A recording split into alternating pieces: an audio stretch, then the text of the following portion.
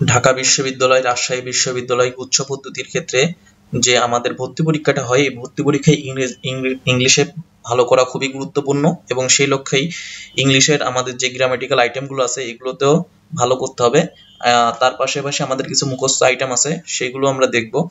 তো প্রথমে ইংলিশের যে গ্রামারগুলো আছে সেই গ্রামারগুলো আমরা চেষ্টা করবো আসলে ওভারঅল সব গ্রামারগুলো এখানে কভার করা, গ্রামারের রুলস কি কি আছে, প্র্যাকটিস কি কি আছে। তো প্রথমে আমরা যেটা দিয়ে শুরু করতে যাচ্ছি সেটা হচ্ছে সেন্টেন্স এবং ক্লজ। তো সেন্টেন্স এবং ক্লজের ক্ষেত্রে দেখতে হবে আমাদের সেন্টেন্স আছে এখানে সিম্পল সেন্টেন্স, সিম্পল সেন্টেন্স,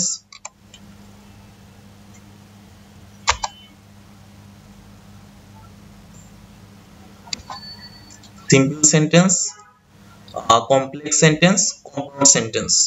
তো এই তিনটে ডিফারেন্সিয়েট করার জন্য আমাদের যেটা দেখতে হবে সেটা হচ্ছে ফাইনাইট ভার্ব এবং ক্লজ মার্কার। তো আমরা দেখতে পাচ্ছি সিম্পল সেন্টেন্সের ফাইনাইট ভার্ব থাকে একটা, কোনো ক্লজ মার্কার থাকবে না। কমপ্লেক্স সেন্টেন্সের ফাইনাইট ভার্ব থাকবে দুইটা, ক্লজ মার্কার থাকবে একটা।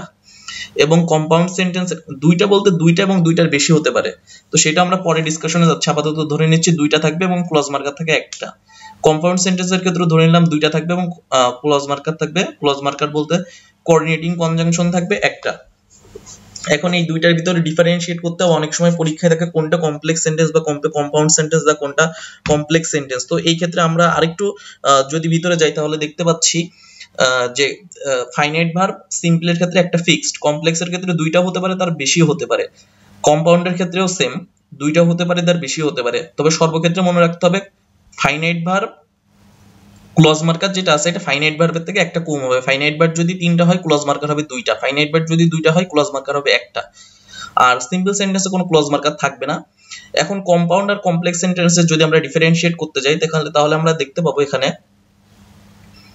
যে এন্ড বাট অর, এই এন্ড বাট অর, এই এন্ড বাট অর কে যদি আমরা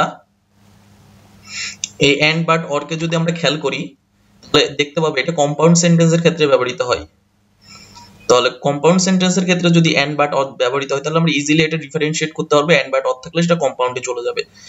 আর কমপ্লেক্সের ক্ষেত্রে কিছু ক্লজ মার্কার থাকে, সেই ক্লজ মার্কার গুলো আমাদের দেখতে হবে যে কোন কোন ক্লজ মার্কার গুলো কম্পাউন্ড সেন্টেন্সের ক্ষেত্রে ব্যবহৃত হয়। যেমন হতে পারে if, since, so that, although, দো, এই জিনিসগুলো কমপ্লেক্সে থাকবে। তো এখানে কিছু এক্সাম্পল দেয়া আছে, যেমন প্রথম এক্সাম্পল এখানে দেখানো হয়েছে এই যে ভার্ব, এই যে সাবজেক্ট, তাহলে একটা সাবজেক্ট একটা ফাইনাইট ভার্ব। দ্বিতীয়টায় দেখানো হয়েছে এই যে ক্লজ মার্কার, একটা সাবজেক্ট একটা ফাইনাইট ভার্ব, একটা সাবজেক্ট একটা ফাইনাইট ভার্ব। তাহলে এখানে আমরা পাচ্ছি দুইটা ফাইনাইট ভার্ব এবং একটা ক্লজ মার্কার। দেন আমরা যদি কম্পাউন্ড সেন্টেন্সের এক্সাম্পলে চলে আসি তাহলে কম্পাউন্ড সেন্টেন্সের এক্সাম্পলেও এখানে আমরা বলছিলাম যে এন্ড বাট অর কে খেয়াল করলে আমরা কোঅর্ডিনেটিং কনজাংশন কে খেয়াল করলে আমরা এখানে বুঝতে পারবো কোনটা সিম্পল, কোনটা কমপ্লেক্স, কোনটা কম্পাউন্ড। তো এই সবগুলোর ক্ষেত্রে ক্লজ মার্কার কয়টা, ফাইনাইট ভার্ব কয়টা, কোনটা ফাইনাইট ভার্ব কোনটা নন ফাইনাইট ভার্ব, এটা চেনাও জরুরি। ফাইনাইট ভার্ব যদি আমরা চিনতে চাই সহজে তাহলে হলো আমাদের যে টেন্স আছে 12টা, সেই 12টা টেন্সের যেখানে যেখানে ভার্ব দেখানো হয়, যেমন subject verb object present indefinite tense, subject ভার্বের বেস ফর্ম প্লাস অবজেক্ট, এই সাবজেক্টের ভার্বের বেস ফর্ম হচ্ছে ফাইনাইট ভার্ব। তাহলে টেন্সের যে ভার্বের ফর্ম গুলো আছে সেইগুলোই অ্যাক্টিভ, সেইগুলোই হচ্ছে ফাইনাইট ভার্ব। আমি যদি আরো ডিটেইলসে বলি তাহলে অ্যাক্টিভ আর প্যাসিভ, টেন্স ফর্মটা হচ্ছে অ্যাক্টিভ, আমরা যদি প্যাসিভে কনভার্ট করি তাহলে সেটা প্যাসিভ হয়ে যায় ভার্বকে। তো এই অ্যাক্টিভ আর প্যাসিভের যে ভার্বগুলো আছে এইগুলোই আমাদের ফাইনাইট ভার্ব। তো আমরা সঠিক বুঝবো টেন্স ফর্মে যে ফাইনাইট ভার্বগুলো আছে, যে ভার্বগুলো আছে টেন্সে সেইগুলো হচ্ছে আমাদের ফাইনাইট ভার্ব। তারপরে আমরা চলে আসবো অ্যাপোজিটিভে। নেক্সট আমরা একবারে appositive, nominal that clause, appositive, nominal that clause, এই জিনিসগুলো একটু দেখার চেষ্টা করব। তো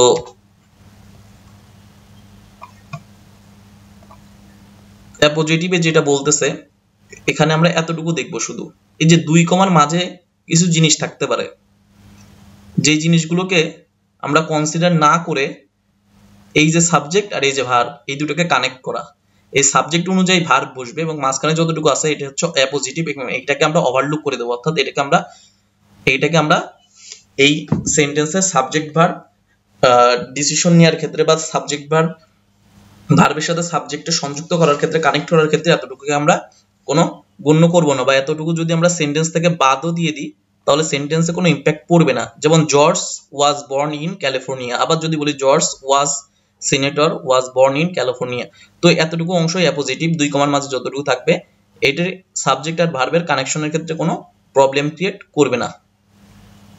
তারপরে চলে আসছে nominal that clause. Nominal that ক্লজের ক্ষেত্রে এখানে আমি সাবজেক্ট আর ভার্বকে একটা ব্র্যাকেটের মাধ্যমে আটকাই দিয়েছি। তো এইটা বোঝার বিষয় হচ্ছে যে দ্যাট এর পরে একটা সাবজেক্ট আর ভার্ব থাকবে, তারপর আবার একটা ভার্ব থাকবে। তো এই যে ভিতরে সাবজেক্ট আর ভার্বটা আছে এই জিনিসটা একসাথে, আর এদের পরে যে ভার্বটা আছে 2 নম্বরে যে ভার্বটা আছে এটা 1 নম্বরে আছে, এটা 2 নম্বরে আছে। তো 2 নম্বরে যে ভার্বটা আছে এটা দ্যাট কে ফলো করে বসবে এই ভার্বটা। তো যদি আমরা এখানে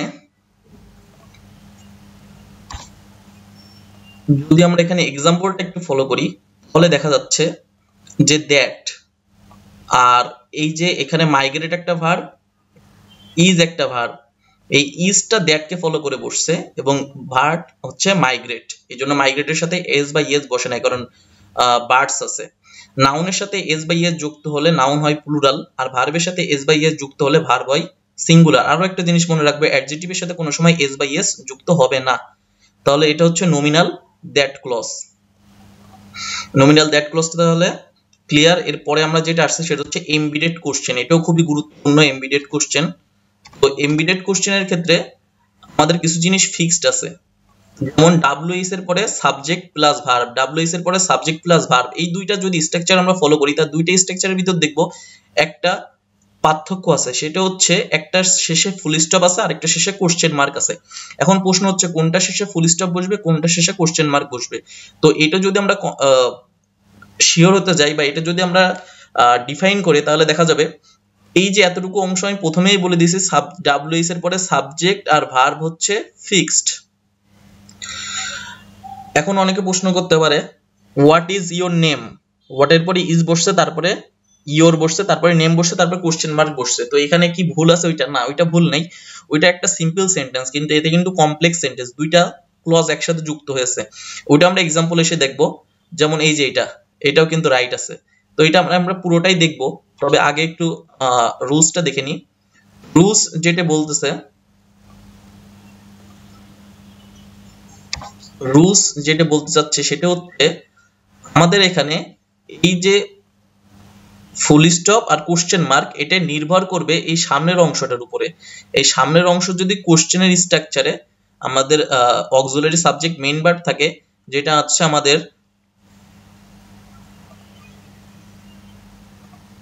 এটা যদি কোশ্চেনের স্ট্রাকচারে গঠিত হয়, কোশ্চেন গঠন করতে আমাদের যে স্ট্রাকচার থাকে auxiliary plus subject plus main verb, সে ওইভাবে যদি স্ট্রাকচারটা থাকে তাহলে সেই ক্ষেত্রে আমরা কোশ্চেন মার্ক দিব এখানে। আর যদি সাবজেক্ট ভার্ব নরমাল সেন্টেন্সের স্ট্রাকচারে থাকে তাহলে ফুল স্টপ দেব। কিন্তু ডাব্লিউএস এর পরে সাবজেক্ট আর ভার্ব এটা ফিক্সড, এটা যদি আমরা উল্টোপাল্টা করি, এটা যদি আমরা চেঞ্জ করি তাহলে সেন্টেন্সটা ঠিক থাকবে না। এবার এরপরে আমাদের এক্সাম্পল গুলো এখানে দেওয়া আছে। তো এক্সাম্পল গুলোর ভিতরে আমরা দেখতে পাচ্ছি ওয়্যার ইজ শি, এটা ঠিক আছে, ডাব্লিউএস এর পরে ইজ তারপরে শি, এটা কোশ্চেনের স্ট্রাকচারে গঠিত হয়েছে, কোশ্চেন মার্ক আছে। তারপরে দেখতে পাচ্ছি আমাদের rules where is he, where he is, এটা ফিক্সড, কিন্তু এটাই ফুল স্টপ, এটাই কোশ্চেন মার্ক, কারণ হচ্ছে সামনে এটা কোশ্চেন মার্কের কোশ্চেন স্ট্রাকচার কোশ্চেন প্যাটার্নে গঠিত হয়েছে, আর এটা সিম্পল সেন্টেন্সের স্ট্রাকচারে গঠিত হয়েছে, নরমাল সেন্টেন্সের স্ট্রাকচারে। তারপরে আমরা চলে আসবো আরেকটা গুরুত্বপূর্ণ আমাদের যে টপিক আছে সেটা হচ্ছে ড্যাংলিং মডিফায়ার। ড্যাংলিং মডিফায়ারের ক্ষেত্রে আমাদের মনে রাখতে হবে সেন্টেন্সের শুরু যদি verb plus ING, to plus V one, preposition plus verb plus ING, ভি3 দিয়ে হয়, তারপরে একটা সাবজেক্ট থাকবে, একটা ভার্ব থাকবে। এখন এই সাবজেক্টকে নিয়েই আমাদের মূল কাজ, এই সাবজেক্টকে এই জিরান্ড অথবা ইনফিনিটিভ অথবা preposition plus verb plus ING এটার কাজ এই সাবজেক্টকে করতে হবে। যদি আমরা এক্সাম্পলে চলে আসি তাহলে দেখতে পাচ্ছি এখানে হচ্ছে ভার্ব প্লাস আইএনজি দিয়ে রয়েছে ফ্লাইং আউটসাইড দ্য উইন্ডো, তাহলে এই ফ্লাইং এর কাজটা এই সাবজেক্টকে করতে হবে। এখন দেখে মনে হচ্ছে ফ্লাইং, হি কি ফ্লাই করতে পারে? হি কি উঠতে পারে জানলার বাইরে? হি উঠতে পারে না, তাহলে যে উঠতে পারে সে এখানে বসবে, কে? প্রেপার জানলার বাইরে উঠতে পারে। তো এটা হচ্ছে বিষয়। আমরা এবং প্রতি চ্যাপ্টারের শেষে আমাদের কোশ্চেনগুলো দেওয়া রয়েছে, বিভিন্ন বিশ্ববিদ্যালয়ের কোশ্চেনগুলো আমরা বিশ্ববিদ্যালয় এবং বিসিএস এর কোশ্চেনগুলো দেখার চেষ্টা করব। তারপরে আমাদের আসছে জয়নিং সেন্টেন্স। জয়নিং সেন্টেন্সের ক্ষেত্রে এখানে আমরা দেখতে পাচ্ছি সো ডট ডট দ্যাট বসে, সোর পরে আমরা জানি দ্যাট বসে। তবে এখানে আরেকটা রুলস বলছে, সো আর দ্যাট বসানোর ক্ষেত্রে আমরা এতটুকু মনে রাখবো, সোর পরে অ্যাডজেক্টিভ অথবা নাউন বসতে পারে, দ্যাটের পরে সাবজেক্ট প্লাস ভার্ব। এবার সাচ, এরপরে আমাদের আসতেছে হচ্ছে সাচ এর রুলস। সাচ এর রুলস এর ক্ষেত্রে কি বলছে, such plus a oblique N plus adjective. তবে সোর ক্ষেত্রে যদি অ্যাডজেক্টিভ বসাতে হয় তাহলে এ অথবা এন বসানো যাবে না। সাচ এর ক্ষেত্রে অ্যাডজেক্টিভ বসাতে গেলে তার পূর্বে এ অথবা এন বসাতে হবে, আর সোর ক্ষেত্রে অ্যাডজেক্টিভ সরাসরি বসে যাবে, তারপরে যে নাউনটা আছে তার পূর্বে এ অথবা এন বসবে, এটা আমরা খেয়াল করব। তারপরে টু ডট ডট টু বসে। তারপরে হচ্ছে আরেকটা গুরুত্বপূর্ণ জিনিস, খুবই গুরুত্বপূর্ণ, আমরা অনেকে মনে পড়ি, আমরা অনেকে একটা জিনিস ভুল করে ফেলাই, সেটা হচ্ছে ইনস্পাইট অফ আর ডেসপাইট কে ক্লজ মার্কার মনে করি। আসলে এটা কোনো ক্লজ মার্কার না, এটা সিম্পল সেন্টেন্সের ক্ষেত্রে ব্যবহৃত হয়। যদি আমরা এখানে এক্সাম্পলটা দেখি ইনস্পাইট অফ ডেসপাইট, আরো একটা জিনিস মনে রাখতে হবে, ইনস্পাইটের অফের ইনস্পাইটের পরে অফ বসে, কিন্তু ডেসপাইটের পরে কোনো রকম অফ বসতে পারবে না, আর এটা সিম্পল সেন্টেন্সের ক্ষেত্রে গঠিত হয়। এই জন্য এখানে ভার্ব থাকে কয়টা, একটা। যেমন in spite of despite, in spite oblique despite একসাথে দেখানোর চেষ্টা করেছি। এরপরে his property he is happy, তাহলে এখানে একটা ফাইনাইট ভার্ব, এটা সিম্পল সেন্টেন্স। কিন্তু দো, অলদো, ইভেন দো এগুলো হচ্ছে ক্লজ মার্কার, এদের ক্ষেত্রে দুইটা ফাইনাইট ভার্ব বসবে। ঠিক একই ভাবে বিকজ অফ আর বিকজ, আমরা এই পাশে যেগুলো দেখাবো এইগুলো হচ্ছে ক্লজ মার্কার না, আর এই পাশে যেগুলো দেখাবো রাইট সাইডে এগুলো হচ্ছে ক্লজ মার্কার। তাহলে বিকজ অফ কোনো ক্লজ মার্কার না, বিকজ হচ্ছে ক্লজ মার্কার। তারপরে বিসাইড মানে হচ্ছে, এটা মিনিং অনুসারে বসাতে হবে, বিসাইড মানে হচ্ছে কারোর পাশে বা কোনো কিছুর পাশে, আর বিসাইডস মানে এটা ছাড়াও। তাহলে মনে রাখবো বিসাইড মানে পাশে, আর বিসাইডস মানে কোনো কিছু ছাড়াও। তারপরে আমাদের যে রুলসটা আসতেছে নেক্সটে,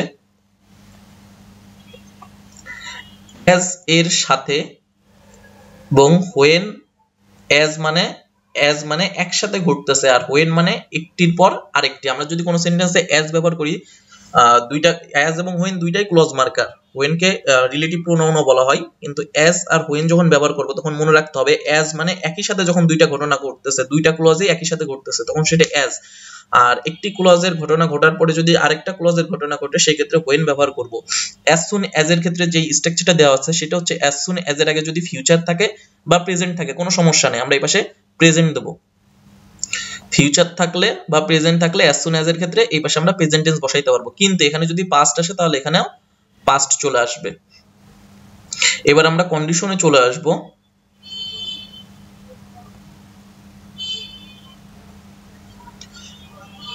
কন্ডিশন আমাদের খুবই গুরুত্বপূর্ণ একটি টপিক, এবং কন্ডিশনের রুলস গুলো খুবই সহজ, কিন্তু আমরা পরীক্ষার হতে আসলে ভুল করে আসি। তো কন্ডিশনের ক্ষেত্রে আমরা প্রথমে দেখব হচ্ছে প্রেজেন্ট টেন্সের ক্ষেত্রে একটা, পাস্ট টেন্সের ক্ষেত্রে একটা, পাস্ট পারফেক্ট টেন্সের ক্ষেত্রে একটা। তো প্রেজেন্ট টেন্সের ক্ষেত্রে আমাদের যদি ইফ এর সাথে প্রেজেন্ট টেন্স থাকে, এই পাশেও প্রেজেন্ট টেন্স, এই পাশে সাথে যদি প্রেজেন্ট টেন্স থাকে এই পাশে ফিউচার টেন্স। তখন অপশনে যদি প্রেজেন্ট টেন্সের সাথে ফিউচার না থাকে আমরা প্রেজেন্ট অ্যানসার করব। এবং প্রেজেন্ট অ্যানসার করার আরো একটা অপশন আছে, সেটা হচ্ছে যদি সায়েন্টিফিক কোনো কন্ডিশন থাকে সেই ক্ষেত্রে আমাদের প্রেজেন্ট টু প্রেজেন্ট হবে, অন্য ক্ষেত্রে প্রেজেন্ট টু ফিউচার অপশনে না থাকলে তখন প্রেজেন্ট। সেকেন্ড কন্ডিশনটা হচ্ছে ইফ প্লাস পাস্ট ইনডি যদি থাকে, পাস্ট ইনডি থাকলে এই পাশে হবে ফিউচার পাস্ট ইনডিফিনাইট। আমি ফিউচার পাস্ট ইনডিফিনাইট সহজে বোঝানোর জন্য বলছি, কারণ ফিউচার টেন্সটা হচ্ছে উইল প্লাস ভি1, আর ফিউচার পাস্ট বলতে বোঝানো হচ্ছে উইলের জায়গা উড, শ্যালের জায়গা শুড, ক্যানের জায়গা কুড। তাহলে পাস্ট ইনডিফিনাইট হলে future past indefinite. If plus past perfect যদি থাকে তাহলে future past perfect. Future past perfect কোনটা উড হ্যাভ ভি3, তাহলে উইল হ্যাভ ভি3 হচ্ছে ফিউচার পাস্ট পারফেক্ট, আর উড হ্যাভ ভি3 হচ্ছে ফিউচার পাস্ট পারফেক্ট। ওটা তো উইলকে জাস্ট উড করে দিলাম। আর পারফেক্ট টেন্স কোনটা, হ্যাড প্লাস ভি3 যদি থাকে তাহলে পারফেক্ট টেন্স হয়, পাস্ট পারফেক্ট টেন্স। তো এই স্ট্রাকচারটা আরো একটা ভাবে গঠন হতে পারে, সেটা হচ্ছে ইফ প্লাস পাস্ট পারফেক্ট না হয়ে হ্যাড প্লাস সাবজেক্ট প্লাস ভি3 হইলো, সেটা পারফেক্ট টেন্স হিসেবে গণ্য করা হবে।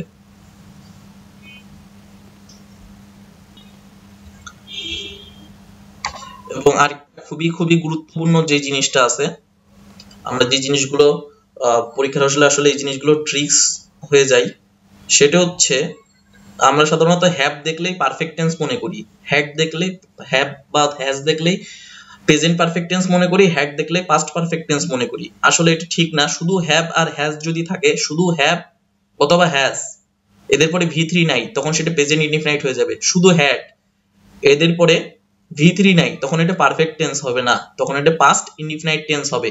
কিন্তু হ্যাভ, হ্যাজ অবলিক হ্যাড এর পরে যদি V3 থাকে, তখন সেটা পারফেক্ট টেন্স হতে হবে।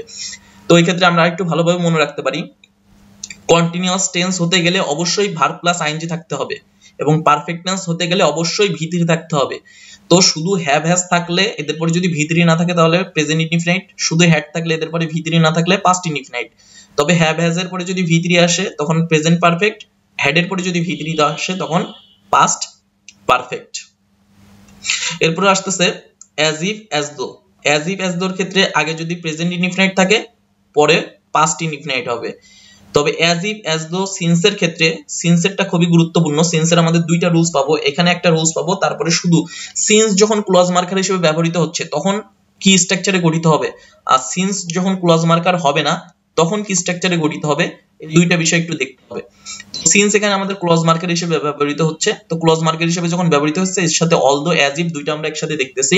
তো সিন্স যখন ক্লজ মার্কার হিসেবে ব্যবহৃত হবে তখন এর সামনে যদি পাস্ট ইনডিফিনাইট থাকে এপাশে পাস্ট পারফেক্ট হবে। Unless, in case, hope, wish.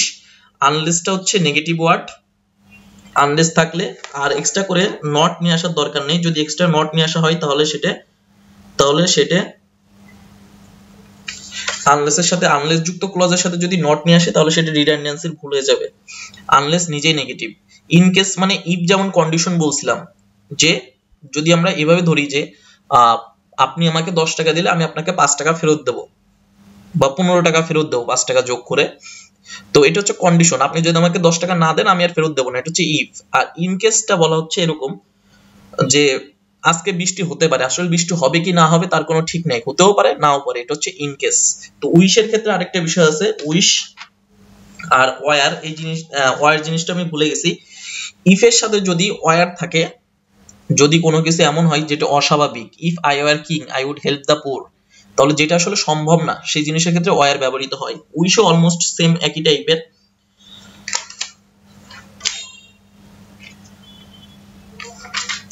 তারপরে আমরা নেক্সটে চলে আসবো হচ্ছে সিন্সের আরেকটা রুলস আছে বলছিলাম, তো সিন্সের সেই রুলসটা আমরা এখন পেয়ে গেছি। তো সিন্সের এই রুলসের ক্ষেত্রে বলা হচ্ছে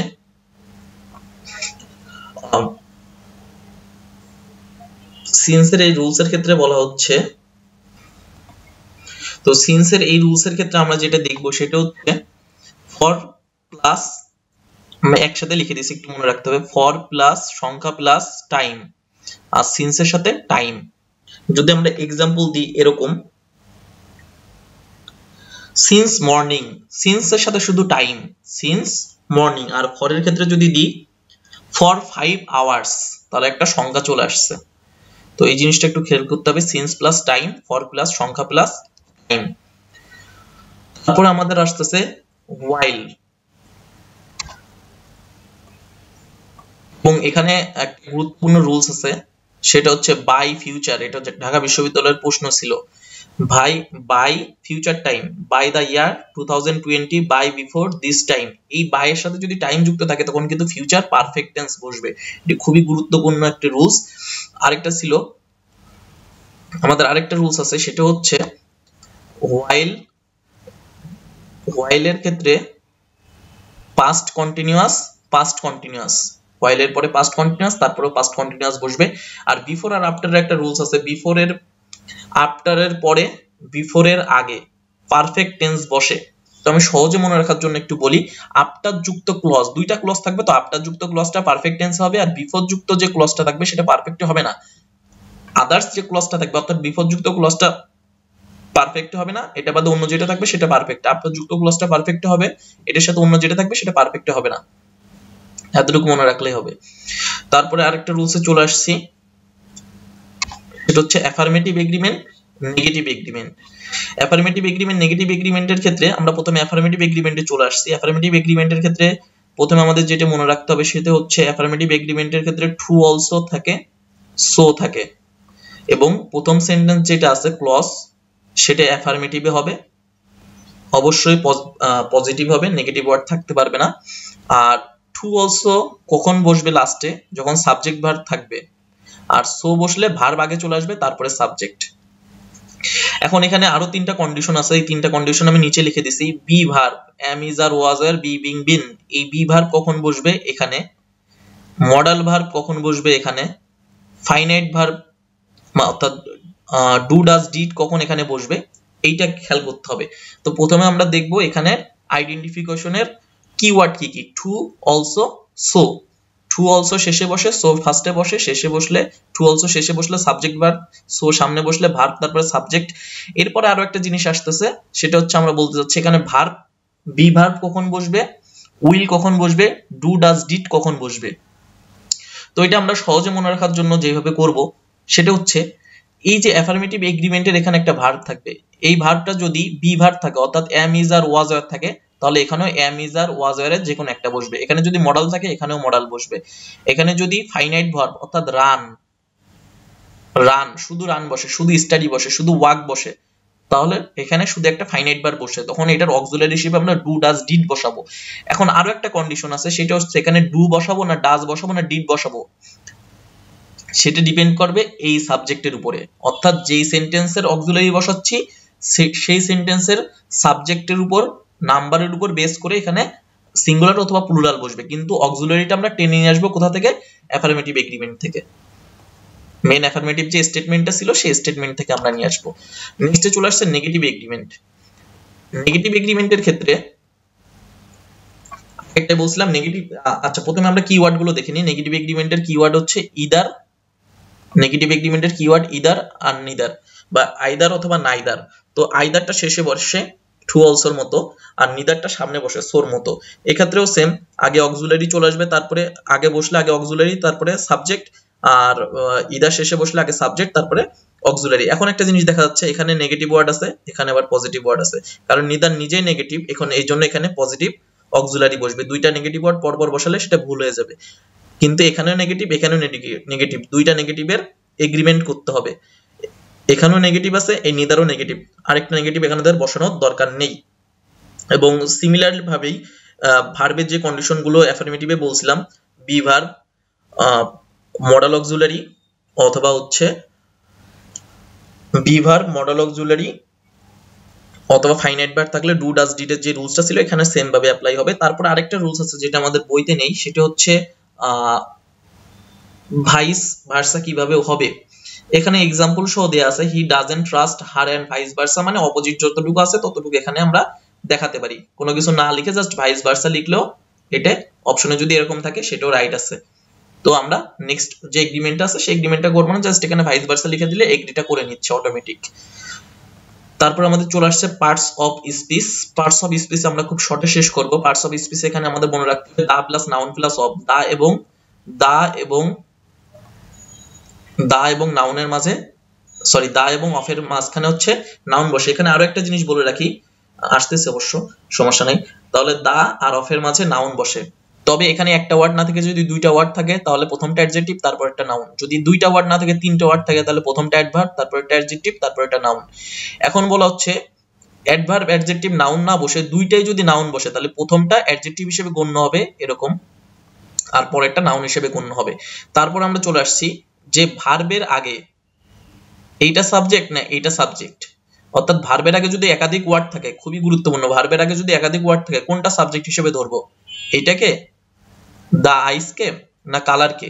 এক্ষেত্রে মনে রাখতে হবে ভার্বের আগে যদি একাধিক ওয়ার্ড থাকে তাহলে প্রথম প্রিপোজিশনের পূর্বে সাবজেক্ট বসবে। প্রথম প্রিপোজিশন কোনটা, the colour of his eyes is, তাহলে ইজ এর আগে প্রথম প্রিপোজিশন আছে অফ, অফের আগে আছে কালার, তাহলে কালারকে বেস করে আমাদের এখানে ইজ বসাতে হবে। অ্যাডভার্ব ভার্বের পরে যেটা বসে সেটাকে অ্যাডভার্ব বলা হয়, এবং কনজাংশন গুলো আমরা অ্যাড করে দিয়েছি। নাউন কোনগুলো এটা আমাদের জানতে হবে।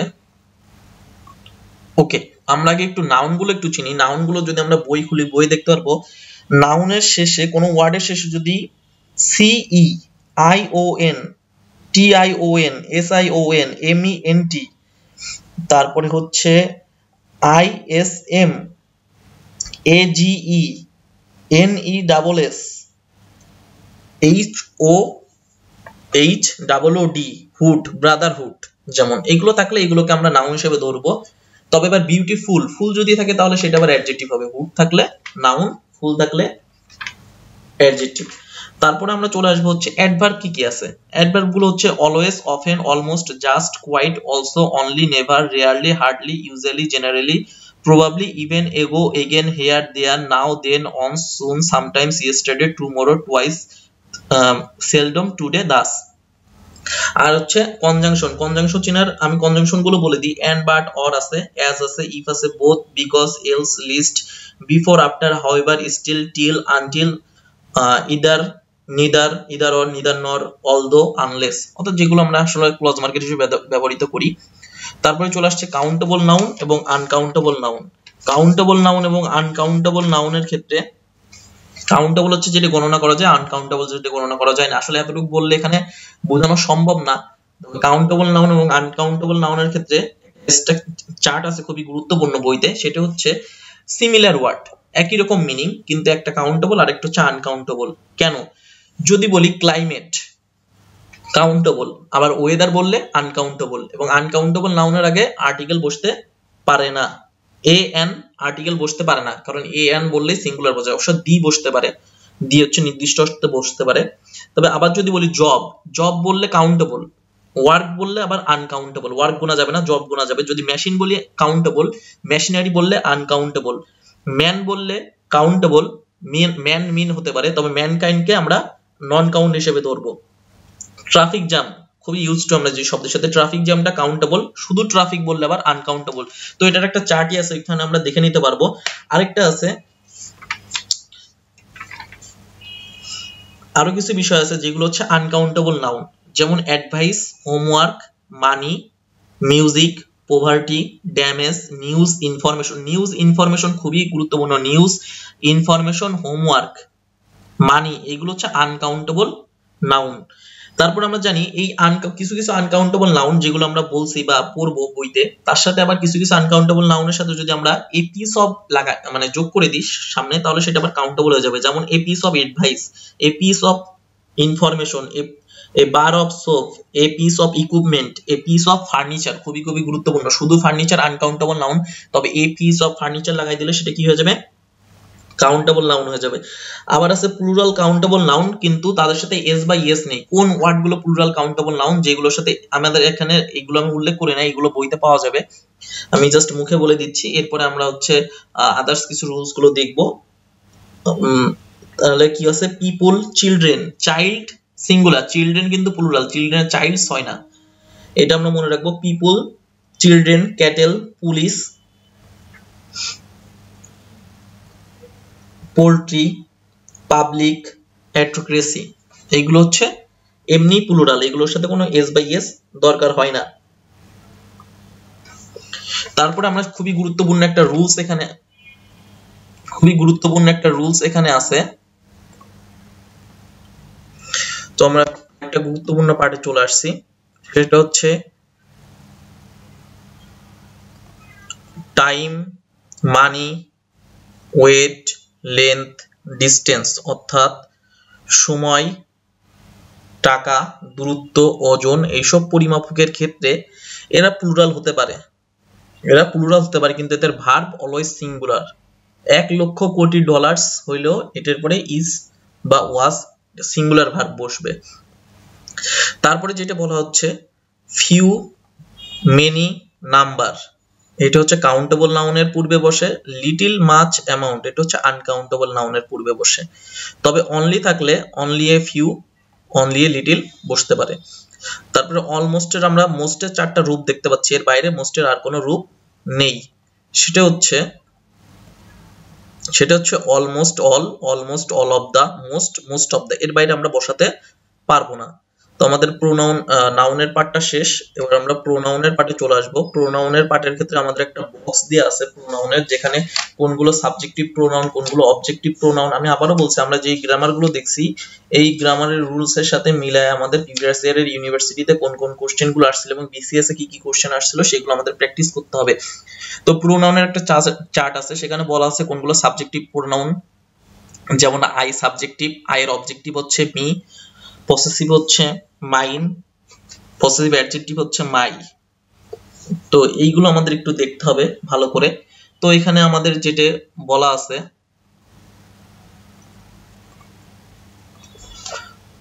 আমরা এখান থেকে যেটা দেখব সেটা হচ্ছে পসেসিভ অ্যাডজেক্টিভ আর পসেসিভ প্রোনাউনের ভিতরে একটা পার্থক্য আছে। যেমন মাই কার, মাই কার, মাই হচ্ছে পসেসিভ অ্যাডজেক্টিভ আর কার হচ্ছে নাউন। আর এটাকে একসাথে যদি আমরা বলি মাইন বললে মাই ক্লাস কার একই জিনিস বোঝাই। আরেকটা পার্থক্য করতে হবে আমাদের এখানে, অন অ্যানাদার, ইচ আদার। মনে রাখবো অন অ্যানাদার হচ্ছে দুইয়ের অধিকের ভিতর তুলনা করতে অন অ্যানাদার, আর শুধুমাত্র দুইজনের ভিতর তুলনা করতে ইচ আদার। তাহলে দুইয়ের অধিক যদি কারোর কিছুর ভিতর আমরা তুলনা করি ব্যক্তির ভিতর তখন হয় অন অ্যানাদার, আর দুইয়ের ভিতরে যদি দুইজনের ভিতরে তুলনা করলে হয় ইচ আদার। তারপর আমরা চলে আসবো সাবজেক্টিভ প্রোনাউন, অবজেক্ট। সাবজেক্টিভ প্রোনাউনের রুলস কি কি আছে আমরা এখানে শর্টে লিখে দিয়েছি। সাবজেক্টিভ প্রোনাউনের ক্ষেত্রে সাবজেক্টিভ প্রোনাউন ভার্বের আগে প্লাস দেওয়া আছে, তার মানে ভার্বের পূর্বে বসে, আবার বি ভার্বের পরে প্লাস দেওয়া আছে, মানে বি ভার্বের পরে, তার মানে ভার্বের পূর্বে বি ভার্বের পরে সাবজেক্টিভ প্রোনাউন বসে। এবং বি ভার্বের পরে যে সাবজেক্টিভ প্রোনাউন বসে এটা খুবই গুরুত্বপূর্ণ। যেমন it is, is, am is, are was, were, be, being, been, এইগুলো আমরা অলরেডি বলছি, এগুলো হচ্ছে বি ভার্ব। তো এদের পরে কি বসবে? Subjective pronoun. যেমন বলি ইট ইজ আই, তাহলে ইজ এর পরে আমরা সাধারণত মি ব্যবহার করি, এটা ভুল, ইজ এর পরে আই বসবে। তাহলে বি ভার্বের পরে আর ভার্বের পূর্বে সাবজেক্ট হিসেবে সাবজেক্টিভ প্রোনাউন বসে। তারপর অবজেক্টিভ প্রোনাউনে চলে আসছি। অবজেক্টিভ প্রোনাউন হচ্ছে ভার্বের পরে, এখানে আমি প্লাস মার্ক দিছি, তার মানে ভার্বের পরে বসে, প্রিপজিশনের পরে বসে। ভার্বের পরে আর প্রিপজিশনের পরে অবজেক্টিভ প্রোনাউন বসে। এবং অবজেক্টিভ প্রোনাউন, এই প্রোনাউন গুলো চার্ট দেওয়া আছে বইতে। যেমন অবজেক্টিভ প্রোনাউন গুলো যদি আমি একটু বলে দিই, তারপর me, us, it, him, her, them, one, whom, এগুলো হচ্ছে অবজেক্টিভ প্রোনাউন। এখন প্রশ্ন হচ্ছে প্রিপজিশনের পরে অবজেক্টিভ প্রোনাউন বসে, কিন্তু কখন প্রিপজিশনের পরে অবজেক্টিভ প্রোনাউন বসবে না? যদি প্রিপজিশনের আগে, যেমন আফটার, আফটারের ক্ষেত্রে আফটার একটা ক্লজ মার্কার, আফটারের আগে একটা সেন্টেন্স থাকবে বা ক্লজ থাকবে, আফটারের পরে একটা ক্লজ থাকবে। তো সেই ক্ষেত্রে আমাদের তো এই ভার্ব অনুযায়ী এখানে সাবজেক্ট বসাতে হবে, তখন আমরা প্রিপজিশনের পরে অবজেক্টিভ প্রোনাউন বসাতে পারবো না। কিন্তু এখানে যদি অন্য প্রিপজিশন বসে, ক্লজ মার্কার হিসেবে প্রিপজিশন না বসে, সেই ক্ষেত্রে আমরা প্রিপজিশনের পরে, যদি পরে ভার্ব না থাকে, প্রিপজিশনের পরবর্তীতে ভার্ব না থাকে, তাহলে আমরা অবশ্যই এখানে অবজেক্ট বসাবো। তারপরে লেটের পরেও আমাদের অবজেক্টিভ প্রোনাউন বসবে, লেটের পরেও আমরা অবজেক্টিভ প্রোনাউন বসাবো। আফটারটা বলে দিলাম। তারপরে পসেসিভ প্রোনাউন, পসেসিভ প্রোনাউনের পূর্বে, সরি, জিরান্ডের পূর্বে পসেসিভ প্রোনাউন বসে। জিরান্ডের পূর্বে পসেসিভ প্রোনাউন বসে। যেমন হিজ কামিং, পসেসিভ প্রোনাউন গুলো সাথে অবশ্যই কোনো নাউন বা জিরান্ড বসতেই হবে। যেমন মাই, শুধু মাই কখনো বসতে পারে না। My school, my shoes, my bag, my book, my কখনো একা বসতে পারে না, অর্থাৎ পসেসিভ অ্যাডজেক্টিভ কখনো একা বসতে পারে না। তাহলে পসেসিভ প্রোনাউন গুলো বা পসেসিভ অ্যাডজেক্টিভের সাথে অবশ্যই একটা জিরান্ড অথবা নাউন বসবে। তারপর চলে আসবে রিফ্লেক্সিভ প্রোনাউন। রিফ্লেক্সিভ প্রোনাউন বলতে কি বোঝানো হচ্ছে? রিফ্লেক্সিভ প্রোনাউন হচ্ছে সাবজেক্ট এবং অবজেক্ট একই ব্যক্তিকে নির্দেশ করবে। আমি যদি সাবজেক্ট হই, আমি যদি অবজেক্ট হই, যেমন হি কিল্ড হিমসেলফ, সে নিজেই নিজেকে আত্মহত্যা করলো, মারা গেল, তাই সেই ক্ষেত্রে রিফ্লেক্সিভ প্রোনাউন। এবং রিফ্লেক্সিভ প্রোনাউনের ক্ষেত্রে অবশ্যই শেষে সেলফ অথবা সেলফস থাকবে। তারপর আসছে রিলেটিভ প্রোনাউন। রিলেটিভ প্রোনাউন গুলোর সাথে এন্টিসিডেন্ট নামে একটা শব্দের খুবই গুরুত্বপূর্ণ মিল রয়েছে, আমরা এটা ভুলে যাই। রিলেটিভ প্রোনাউন হচ্ছে হু, হুম। হু হচ্ছে সাবজেক্টিভ, এরপরে ভার্ব বসবে। হুম হচ্ছে অবজেক্টিভ, এরপরে একটা সাবজেক্ট ভার্ব বসা লাগবে। এ কোনো ভার্বকে গ্রহণ করতে পারবে না। হু বসাতে গেলে আমাদের অবশ্যই দেখতে হবে এটা ভার্ব নিছে নাকি, কিন্তু হুম কোনো ভার্ব নিতে পারবে না। হুম এবার হচ্ছে অনির্দিষ্ট করে যদি কোনো কিছু বোঝানো হয়। হুজ হচ্ছে আবার পসেসিভ প্রোনাউনের মতো, হুজের পরে অবশ্যই একটি নাউন বসতে পারবে, হুজ একা একা বসতে পারে না। এখন বিষয় হচ্ছে এন্টিসিডেন্ট জিনিসটা কি? এন্টিসিডেন্ট জিনিসটা হচ্ছে হু নিজে নিজে কিছু না। হু আসলে আই না হি না মি না কোনো দল বা কোনো ব্যক্তিকে নির্দেশ করা হচ্ছে, মানে কতগুলো ব্যক্তিকে নির্দেশ করা হচ্ছে না, আমাকে নির্দেশ করা হচ্ছে না, অন্যকে নির্দেশ করা হচ্ছে, এটি ডিপেন্ড করবে এর আগে, ইমিডিয়েট আগে কি আছে। ইমিডিয়েট আগে যদি আই থাকে, তার মানে হচ্ছে এরপরে যে ভার্বটা বসবে এই আই কে ফলো করে বসবে, অর্থাৎ এখানে ইজ এম বসবে। যদি এখানে হি থাকতো তাহলে এখানে ইজ বসতো, অর্থাৎ হু কে রিপ্রেজেন্ট করে এর ইমিডিয়েট আগে কি আছে সেটা। আরেকটা জিনিস এখানে উল্লেখ করার মতো, সেটা হচ্ছে হু এবং হুমের ক্ষেত্রে যেটা বললাম, হু হচ্ছে ভার্ব নাই, হুম হচ্ছে ভার্ব নেয় না, হুম কোনো ভার্ব নিতে পারবে না। তো হুমের পর একটা সাবজেক্ট বসানো লাগবে ভার্ব নিয়ে আসতে গেলে। আবার হুর পরে কখন সাবজেক্ট হতে পারবে? হুর পরে তখনই সাবজেক্ট হবে যখন এই সাবজেক্টের একটা ভার্ব থাকবে এবং তারপরে আবার একটা ভার্ব থাকবে ওই নমিনাল দ্যাট ক্লজের মতো, তখন ওই ভার্বটা এই সাবজেক্টকে গ্রহণ করবে। এটাই হচ্ছে রিলেটিভ প্রোনাউনের ক্ষেত্রে যে ইট ইজ আই, হু, এর ভিতরে এম বসলো কেন? এম বসলো কেন? কারণ এই যে এন্টিসিডেন্ট আছে আই। তারপর আমরা চলে আসবো প্রোনাউন এন্টিসিডেন্ট। প্রোনাউন এন্টিসিডেন্টের ক্ষেত্রে মনে রাখবো সাবজেক্ট যদি সিঙ্গুলার হয় ভার্ব সিঙ্গুলার হবে, অবজেক্টও সিঙ্গুলার হবে। সাবজেক্ট যদি সিঙ্গুলার হয় ভার্বও সিঙ্গুলার হবে, অবজেক্টও সিঙ্গুলার হবে। এই ক্ষেত্রে আমরা একটা সাবজেক্ট ভার্ব এগ্রিমেন্টেড রুলস যদিও, তবুও আমরা এখানে দেখছি এন্ড এর সাথে যদি দুইটা নাউন যুক্ত থাকে, এন্ড এর সাথে যদি দুইটা নাউন যুক্ত থাকে এবং দুইটা নাউনের পূর্বেই দা থাকে, তার মানে এখানে দুইজন ব্যক্তি। যদি দুইটা নাউন থাকতো কিন্তু দা একটা থাকতো, তার মানে একজন ব্যক্তি, তখন এখানে ভার্ব সিঙ্গুলার হয়ে যেত, অবজেক্টও সিঙ্গুলার হয়ে যেত। যেহেতু এখানে দুইটা নাউন দুইটা দা, তাহলে ভার্বও প্লুরাল, অবজেক্টও প্লুরাল।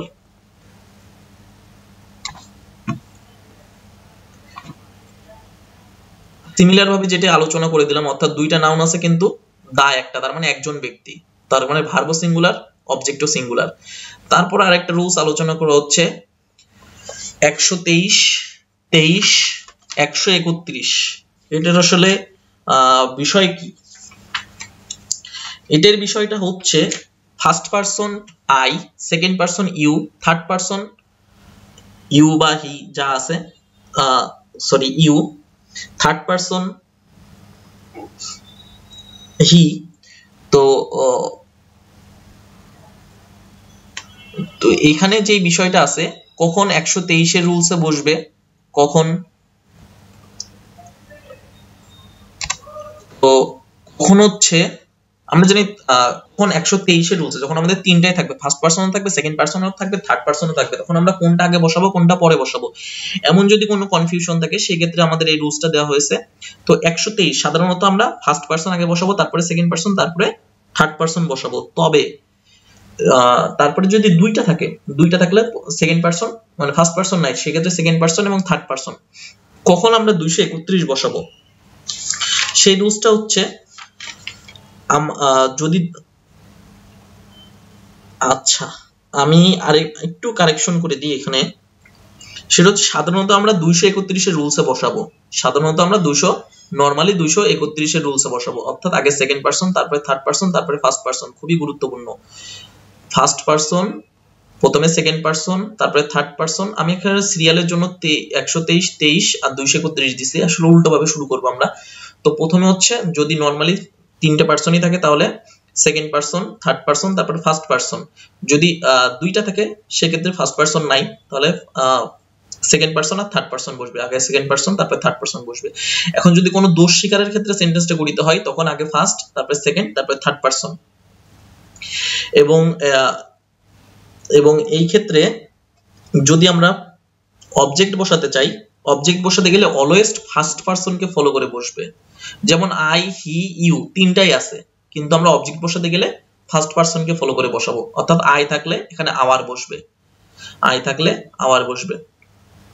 তারপরে কালেকটিভ নাউন সম্পর্কে এখানে বলা আছে, তো আমি আবার একটু এখানে বলে দিচ্ছি। নরমালি আমরা 231 বসাবো, ফার্স্ট পারসন না থাকলে 23 আর দোষ স্বীকারের ক্ষেত্রে 123। কালেকটিভ নাউনের ক্ষেত্রে বলা হচ্ছে যদি কোনো দল যেমন জুরি যদি একমত হয় তখন singular noun, singular verb, singular object. যদি ডিসএগ্রি করে তখন plural noun, plural verb, plural object. যেমন দা জুরি, দেখতে হবে এখানে একমত হয়েছে না দ্বিমত হয়েছে, ডিভাইডেড হয়ে গেছে, এইজন্য এটাকে আমরা প্লুরাল হয়ে যাবে অটোমেটিক, এটাও প্লুরাল, ডিসিশনও প্লুরাল। তারপর আসছে দে, দ্যাট, দেম। এই দে, দ্যাট, দেমের অবজেক্ট হচ্ছে দোস, আর দোসের সাথে সাধারণত একটা নাউন বসে। তো দে, দ্যাট, দেম এর ক্ষেত্রে আমরা দোসকে অবজেক্ট হিসেবে বসাবো। দিস হচ্ছে সিঙ্গুলার, আবার দোস হচ্ছে প্লুরাল। অল যদি কোনো সেন্টেন্সের সাবজেক্ট হিসেবে থাকে তার অবজেক্ট হিসেবে আমরা অনস কে বসাবো। অন থাকলে অনস, অন থাকলে অনস, এতটুকু আগে ক্লিয়ার করতে হবে। অন থাকলে অনস। তবে যদি অন আছে কিন্তু অনস নেই, সেই ক্ষেত্রে আমরা কি বসাবো? হিজ অথবা হার। আমি আবার একটু ক্লিয়ার করে দিই, অন থাকলে অনস বসবে, তবে অনস যদি না থাকে তাহলে হিজ অথবা হার বসতে পারে। তবে আবার আরেকটা রুলস বলছি, সেখানে অন অফ যদি থাকে, অনের আগে যদি নো বসে, অনের আগে যদি সাম বসে, তাহলে সেই ক্ষেত্রে হিজ অথবা হার বসবে।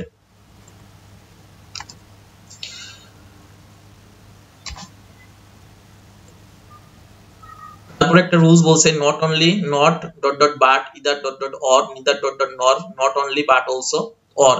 এই ক্ষেত্রে কয়েকটা রুলস আছে, দুইটা রুলস। সেটা হচ্ছে এদের আগে এবং পরে সেম পার্টস অফ স্পিচ বসবে। এদের আগে যদি নাউন থাকে, পরে নাউন, আগে যদি অবজেক্ট, আগে যদি প্রিপজিশন থাকে, আগে যদি প্রোনাউন থাকে, পরে প্রোনাউন, মানে আগে যেভাবে স্ট্রাকচার হবে পরেও ঠিক একইভাবে সেম পার্টস অফ স্পিচের গঠনে হবে। এবং বলা হচ্ছে এদের যে ভার্ব বসবে নট অনলি বাট অলসোর ক্ষেত্রে যে ভার্বটা আমরা বসাবো সেটা হচ্ছে ক্লোজেস্ট সাবজেক্ট অনুযায়ী ভার্বটা বসাবো। ক্লোজেস্ট সাবজেক্ট, ভার্বের কাছাকাছি যে সাবজেক্টটা থাকবে সেটা অনুযায়ী বসাবো। এবং যে অবজেক্টটা বসবে এটাও সেম সাবজেক্টকে অনুসরণ করে একই অবজেক্টই বসবে। এখন বলা হচ্ছে subject verb agreement. Subject verb এগ্রিমেন্টের কিছু রুলস আমরা প্রোনাউনে অলরেডি আমি কিছু কভার করে আসছি, তো এখানে আমাদের খুব একটা বেশি বড় হবে না। এখানে যেটা বলা হচ্ছে সাবজেক্ট ভার্ব এগ্রিমেন্টে সাবজেক্ট অনুযায়ী ভার্ব বসবে, এবং সাবজেক্ট যদি প্লুরাল হয় ভার্ব প্লুরাল, সাবজেক্ট যদি সিঙ্গুলার হয় ভার্ব সিঙ্গুলার। এবার বলা হচ্ছে এন্ড দ্বারা যদি দুইটা সাবজেক্ট থাকে, তাহলে যদি প্লুরাল হয় তাহলে ভার্ব দুইটা ওয়ার্ড থাকে যদি, তাহলে প্লুরাল হওয়ার কথা। কিন্তু এখানে একটা বিষয় আছে, সেটা হচ্ছে এন্ড এর দুই পাশে যদি একই জিনিস বসে, এন্ড এর দুই পাশে যদি সিমিলার সাবজেক্ট বসে, যেমন slow and steady, bread and butter, যেগুলো মিক্স করা যায় একই জিনিস, এন্ড এর দুই পাশে আছে দুইটা নাউন, সেই ক্ষেত্রে ভার্ব সিঙ্গুলার। যদি সিমিলার জিনিস না হয়, যেমন রহিম এন্ড করিম, তাহলে এখানে ভার্ব হবে প্লুরাল। এখন সে আর টেলের একটা এখানে দেওয়া আছে গুরুত্বপূর্ণ। সের সাথে আমরা একটা অবজেক্ট বসাই, যেমন হি সেড টু মি বসাতে পারি, কিন্তু হি টোল্ড টু মি আমরা বসাতে পারবো না। অর্থাৎ হি সেড টু মি আমরা বসাতে পারবো না, কিন্তু হি টোল্ড টু মি বসাতে পারবো। অর্থাৎ টেলের সাথে আমরা একটা অবজেক্ট নিতে পারবো, কিন্তু সেইডের সাথে আমরা কোনো ধরনের কোনো অবজেক্ট নিতে পারবো না। হি সেইড টু মি, সেইডের পরে ডাইরেক্ট দ্যাট চলে আসবে, সেইডের পরে অন্য কিছু চলে আসবে, কিন্তু সেইডের পরে কোনো object he said to me, to him, to Karim, to Rahim, এগুলো কিছু বসানো যাবে না। তবে টেলের পরে এই অবজেক্টটা আমরা বসাতে পারবো। তারপরে চলে আসছে one of, each of, either of, neither of. তো one of, each of, either of, neither of এর রুলসটা খুবই simple. One of, each of, either of, neither of, এদের পরে নাউন প্রোনাউন হবে প্লুরাল, তবে ভার্ব হবে সিঙ্গুলার। অন্যদিকে none of, majority of, function of, percentage of. Function বলতে আসলে এখানে ভুল হয়েছে একটু, এখানে ফ্র্যাকশন হবে। ফ্র্যাকশন মানে 10% বা 20 পার্সেন্টেজ। ফ্র্যাকশন বলতে 1/3, 1/3, আবার পার্সেন্ট বলতে 3%, এটাকে বোঝানো হচ্ছে। তো এখানে নান of, majority of, function of, percentage of যদি থাকে, এদের ক্ষেত্রে পরবর্তী নাউন প্রোনাউনকে ফলো করে ভার্ব বসবে। এদের পরে যেই নাউন প্রোনাউন থাকবে, সিঙ্গুলারও বসতে পারে প্লুরালও বসতে পারে, এদের পরবর্তী নাউন প্রোনাউন অনুযায়ী আমরা আসলে ভার্বটাকে বসাবো। তবে one of, each of, either of, neither of, এদের পরে noun pronoun always fixed plural, আর ভার্ব হবে সিঙ্গুলার। এখানে পি দ্বারা প্লুরালকে বোঝানো হচ্ছে। হেয়ার আর দেয়ার এর ক্ষেত্রে মনে রাখবো, হেয়ার দেয়ার বলতে কিছু নাই, এদের পরে যদি কোনো ভার্ব থাকে এই সাবজেক্টকে ফলো করে বসবে। হেয়ার দেয়ার কখনোই ভার্বের কোনো পার্সন সিঙ্গুলার প্লুরাল নির্ধারক করতে পারে না। হেয়ার দেয়ার থাকলে মনে করবে এটা কিছু নেই, এদের পরে যে সাবজেক্টটা রয়েছে সেটা অনুযায়ী আমরা বসাবো। তারপরে যেটা রয়েছে আমাদের এখানে এনি, সাম, নো, ওয়ান, বডি, থিং, এই জিনিসগুলো যদি থাকে কোনো কিছু সামনে, তাহলে সেক্ষেত্রে ভার্ব হবে সিঙ্গুলার। আমরা জানবো যে নট, এখানে নটটা লেখা হয় নাই, নটের সাথে অ্যাডজেক্টিভ বসে, নোর সাথে নাউন বসে। সিজর, প্যান্ট, সানগ্লাসেস, এইগুলো হচ্ছে দুইটা করে বসে। সানগ্লাস যদি আমরা বলি, চশমা যদি বলি, এটা দুইটা থাকে, দুই চোখে দুইটা, বা প্যান্টের দুইটা অংশ থাকে, তো এটা জেনারেলি প্লুরাল। কিন্তু এদের সামনে যদি পেয়ার চলে আসে, তখন পেয়ার জোড়া বোঝালে তখন আবার সিঙ্গুলার হয়ে যাবে। তো এমনি নরমালি যদি বলি আই গ্লাসেস, তখন প্লুরাল, কিন্তু এদের আগে যদি পেয়ার বলে দিই তখন এক জোড়া বোঝায়, তখন সিঙ্গুলার হয়ে যাবে। এ নাও, নাম্বার অফ আর দি নাম্বার অফ এর ক্ষেত্রে রুলস আছে অ্যাপ আর টিপিএস। অ্যাপ মানে কি, এ নাম্বার অফ, পি তে plural verb, plural noun, plural verb. The number of এর ক্ষেত্রে টি তে হচ্ছে দা নাম্বার অফ, পি তে হচ্ছে প্লুরাল নাউন, এস তে হচ্ছে সিঙ্গুলার ভার্ব। তাহলে এটা আমরা একটু মনে রাখবো। প্রথমটা হচ্ছে a number of, the number of, plural noun, plural verb, singular verb. আমরা জাস্ট অ্যাপ আর টিপিএস মনে রাখলে আমাদের এখানে হয়ে যাবে এই জিনিসগুলো। তারপর আসছে ফিউ, মেনি, আদার, সেভারাল, এগুলো যদি থাকে এগুলো হচ্ছে প্লুরাল, তারপরে বলা হচ্ছে name of subject versus work. তো এখানে যেটা আমাদের বিষয় সেটা হচ্ছে নেম অফ সাবজেক্ট, কোনো বিষয়ের যদি নাম থাকে, যেমন স্ট্যাটিস্টিক্স, তাহলে এটা সিঙ্গুলার, কিন্তু স্ট্যাটিস্টিক্স দ্বারা যদি কোনো কাজকে বোঝানো হয়, যেমন জরিপের কাজকে যদি বোঝানো হয়, তখন সেটা হয়ে যাবে প্লুরাল। তারপরে নেক্সটে আমাদের যে রুলসটা আছে সেটা হচ্ছে both dot dot and. Both যদি থাকে তারপর ডট ডট দিয়ে এন্ড বসবে সিরিয়ালি, আবার এন্ড এর পরে যদি আবারও কিছু বসাতে চাই তাহলে অ্যাজ ওয়েল অ্যাজ বসবে, কিন্তু বন্ডের বোথের পরে সরাসরি ডট ডট দিয়ে অ্যাজ ওয়েল অ্যাজ বসতে পারবে না। কান্ট্রি ভার্সেস স্পোর্টস, যদি বলা হয় কোনো দেশের নাম তাহলে সিঙ্গুলার, কিন্তু যদি বলা হয় ওই কান্ট্রির নামই যদি কোনো স্পোর্টস এর কান্ট্রি বলা হয়, যেমন ফুটবল খেলাকে বোঝানো হয়, ফুটবল টিমকে বোঝানো হয়, সেক্ষেত্রে হয়ে যাবে প্লুরাল। তারপরে বুক, কোম্পানি, ফিল্ম, এগুলো যদি কোনো নাম থাকে, অর্গানাইজেশনের কোনো টাইটেল থাকে, এগুলো দেখতে প্লুরাল হলেও এদের ভার্ব সবসময় সিঙ্গেল হবে। যেমন অ্যারাবিয়ান নাইটস, আলিফ লাইলা যেটাকে বলা হয়, নাইটস এর শেষে কিন্তু এস আছে, কিন্তু তারপরে আমরা এখানে সিঙ্গুলার দিছি, কারণ বই, কোম্পানির নাম, ফিল্মের নাম, এগুলোর কে আমরা সিঙ্গুলার হিসেবে ধরবো। তারপরে বলা হচ্ছে এখানে এই নামগুলো মনে রাখতে হবে। একদল sheep, flock of sheep, birds, flock of birds, school of fish অথবা fits, herd of cattle, pride of lions, pack of lions, branches of flower. এই জিনিসগুলোকে একসাথে বোঝাই, একসাথে বোঝালে এদের পরে ভার্ব অবশ্যই সিঙ্গুলার হবে। তারপরে ডিউস, আর্নিংস, উইনিংস, ওয়েজেস, আমরা টাকার সময় দেখলাম টাকা যাই থাকুক ভার্ব অলওয়েজ সিঙ্গুলার হবে, তো এই সময় একবার সিঙ্গুলার দিছে, আমরা আর আবার সিঙ্গুলার কখনোই দেব না। এখন আমাদের ডিউস, আর্নিংস, উইনিংস, ওয়েজেস, এগুলোর ক্ষেত্রে ভার্ব হবে প্লুরাল। তাহলে আমরা মনে রাখবো সময়, সময়, দূরত্ব, পরিমাপ, এগুলো যদি বোঝায় এদের পরে এই যুক্ত নাউন, ডলার্স প্লুরাল হতে পারে, কিন্তু ডলার্স এর পরে যে ভার্বটা আসছে এটা সিঙ্গুলার হবে। আবার অন্যদিকে দেখছি ডিউস, আর্নিংস, উইনিংস, ওয়েজেস, এদের পরে ভার্ব হবে প্লুরাল। এবার পজিটিভ ভার্বে আমরা একটু চলে আসবো, খুবই খুবই গুরুত্বপূর্ণ পজিটিভ ভার্ব। আমি শর্ট রুলস দেখাই দেবো এখানে। পজিটিভ ভার্ব যেটা হচ্ছে মেক, লেট, হেল্প একসাথে, গেট আর হ্যাভ দেখবো একসাথে। তাহলে মেক, লেট, হেল্পের পরে যাই থাকুক, ব্যক্তি বা বস্তু যাই থাকুক, ভার্বের বেস ফর্ম বসবে, V1 টা বসবে আর কি। তবে হেল্পের পরে 2 প্লাস V1 ও বসতে পারে। তাহলে মেক, লেট, হেল্পের পরে ভার্বের বেস ফর্ম, তবে হেল্পের পরে 2 প্লাস V1 ও বসতে পারে।